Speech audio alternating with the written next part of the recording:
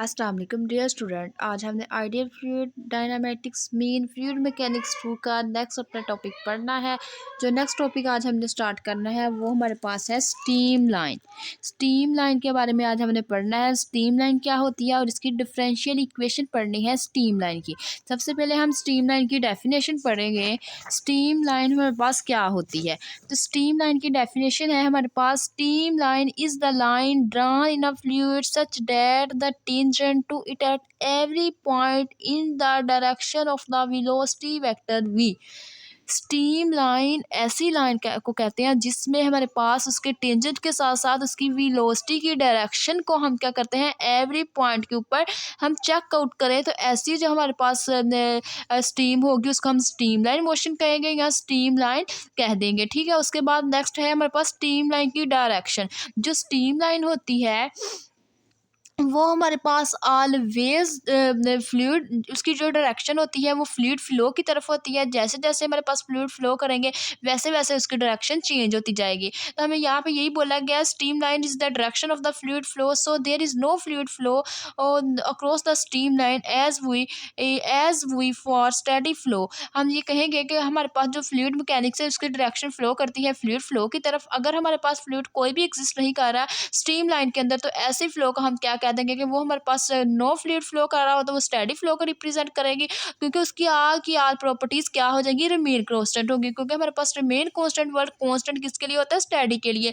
अगर हमारे पास उसमें कोई ना कोई वेरिएबल आ जाए वो अनस्टेडी को रिप्रेजेंट कर जाता है। तो इसी तरह हमने कह दिया कि वो हमारे पास रिप्रेजेंट नो फ्लूइड होगा तो वो रिप्रेजेंट किसको करेगी, स्टेडी फ्लो को। स्टेडी फ्लो की आल प्रॉपर्टी हमारे पास क्या होती है, कांस्टेंट होती है फॉर ऑल टाइम। तो हमारे पास हर टाइम इसकी प्रॉपर्टीज क्या होंगी, सेम होंगी, मतलब रिमेन कांस्टेंट रहेगी। या सेम का वर्ड भी यूज कर सकते हैं। So the fluid direction also remain constant, और फ्लूइड की भी जो डायरेक्शन होगी वो क्या हो जाएगी, रिमेन कांस्टेंट हो जाएगी। इस तरह फॉर स्टेडी फ्लो और फॉर अनस्टेडी फ्लो के लिए हम देखेंगे कि for steady flow steam line is same for all time. अगर स्टेडी फ्लो की बात करें तो स्टीम लाइन क्या रहेगी, ऑलवेज हमारे पास सेम रहेगी, हमारे पास फॉर ऑल टाइम सेम रहेगी स्टीम लाइन।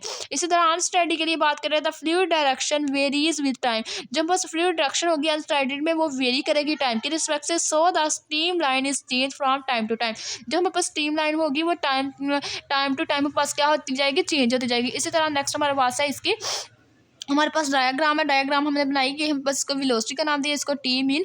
हमारे पास ये क्या है, टेंजेंट हमारे पास वेक्टर है, इसको हमने इसका नाम दिया, इसके ऊपर इसकी डायरेक्शन बनाई और ये हमने कहा कि ये हमारे पास बेसिकली इसकी डेफिनेशन है। अगर हमारे पास ये दोनों आपस में टेंजेंट और ये आपस में पैरेलल है तो इट्स मीन ये हमारे पास किसकी डेफिनेशन है, बेसिकली ये किसको फुलफिल करवाते हैं, परपेंडिकुलर। अगर हमारे पास ये आ जाए और ये दोनों आपस में, ये जो है वेलोसिटी और टेंजेंट वेक्टर आपस में, ये हमारे पास क्या है, ये भी वेलोसिटी वेक्टर है, ये टेंजेंट वेक्टर है, ये आपस में पैरेलल हो तो ऐसी जो हमारे पास लाइन होगी इस लाइन को हम स्टीम लाइन कहेंगे। तो इसकी आज हमने बेसिकली पढ़नी है हमारे पास differential equation of the streamline. Differential equation of the streamline के पास क्या होगी, आज इसको हमने डिस्कस करना है, इसका हमने प्रूफ ड्राइव करना है। तो इसमें सबसे पहले हमारे पास क्या आएगा, सबसे पहले हमारे पास हमने पढ़ा कि by definition of the streamline we know that the tangent vector T hand and the velocity vector are parallel to the cross product will be zero.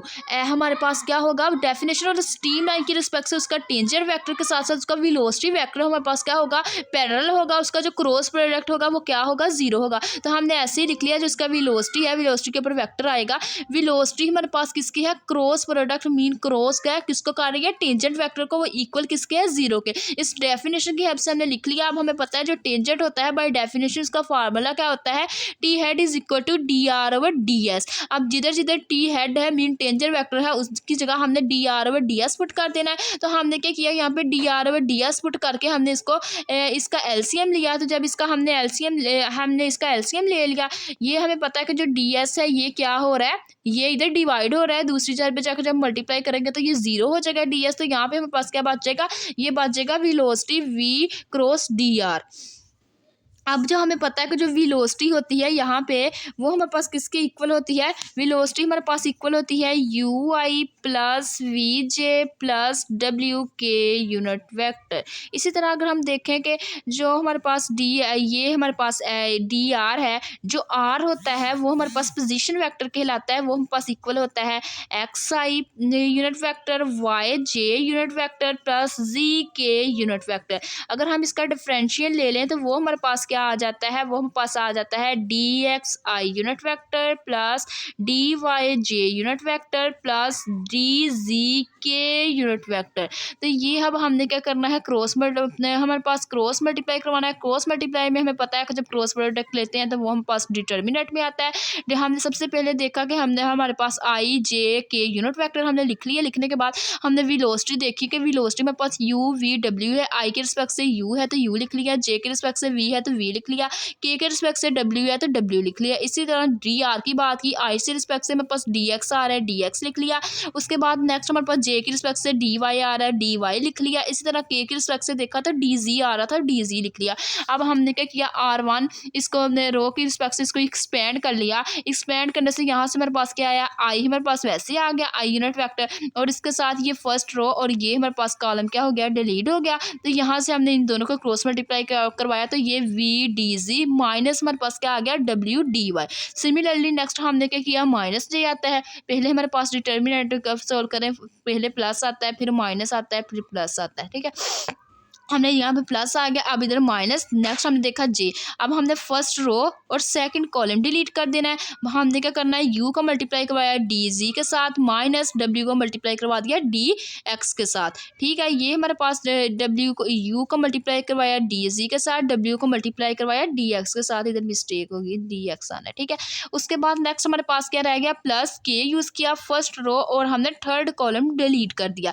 Delete करने के बाद यू का मल्टीप्लाई करवाया डी वाई के साथ minus we का multiply करवा दिया डी एक्स के साथ, और इक्वल किसके है, जीरो के।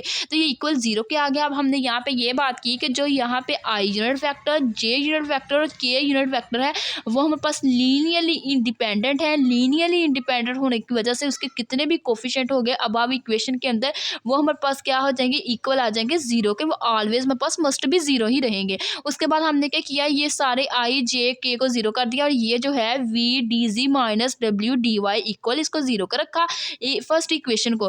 तो फर्स्ट इक्वेशन को जीरो रखने के बाद ये हमें पता है कि वी डी जी ये नेगेटिव है, राइट साइड पे लेके पॉजिटिव बन गया। यहाँ से हमारे पास ये डी जी है, ये हमारे पास डी जी है, ये डब्ल्यू इधर क्या हो रहा था, मल्टीप्लाई हो रहा था, डिवाइड करवा दिया। ये डी वाई है, वी इधर क्या हो रहा था, मल्टीप्लाई हो रहा था, इधर डिवाइड करवा दिया।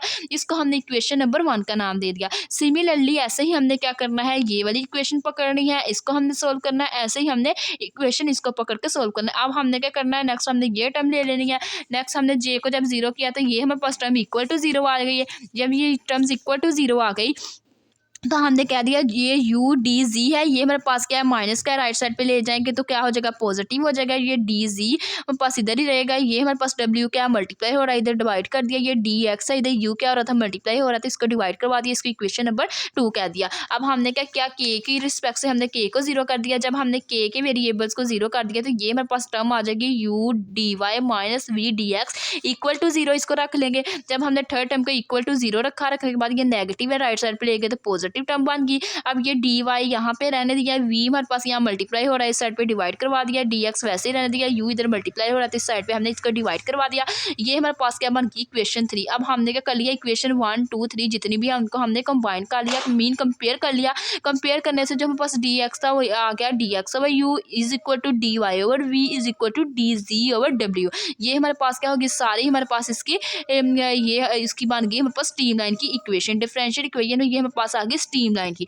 ये थी आज की हमारी वीडियो। अगर आप लोगों को मेरा आज का वीडियो लेक्चर पसंद आया हो तो प्लीज़ मेरे चैनल को सब्सक्राइब करें, मेरी वीडियो को लाइक करें, शेयर करें। Thanks for watching. अल्लाह हाफिज़।